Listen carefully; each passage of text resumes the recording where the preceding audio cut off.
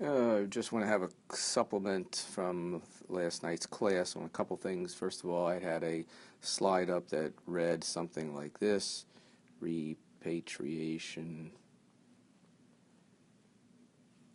of monies from foreign corporations, basically.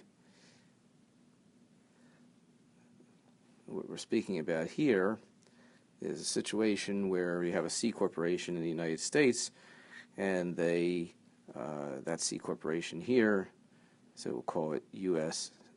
Co., U.S. C Corp, owns a foreign corp, 4Co, somewhere other than the United States. So it's U.S. company, C corporation owns some kind of foreign corporation overseas, and it earns profits. Those profits are not taxed generally in most cases, although there are cases where it is taxed in the United States, but for most part, those profits in this foreign corporation are not taxed until they are subject to being seen as a return through a mechanism that the dollars come back in the way of a dividend. That dividend will get taxed to the U.S. C corporation under regular tax rates, and in the event that this foreign corporation paid foreign taxes, while the U.S. C corporation is not entitled to a dividends received deduction, because the dividends received deduction, if you'll take a look at the slides on that, the dividends received deduction, which we will abbreviate this way, is available only for dividends from domestic corporations. That means U.S.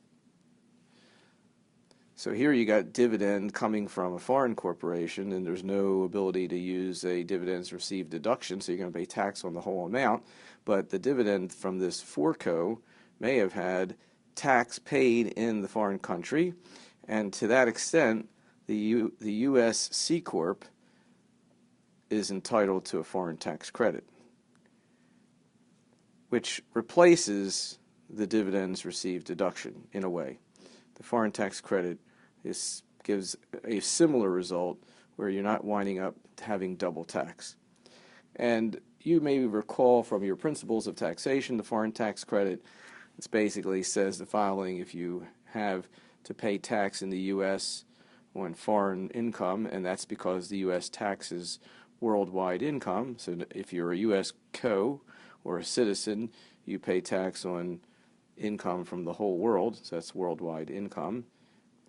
Yet some foreign nation where your money might be is subject to tax, and so you get to use that tax against your U.S. tax, so it's not subject to double tax.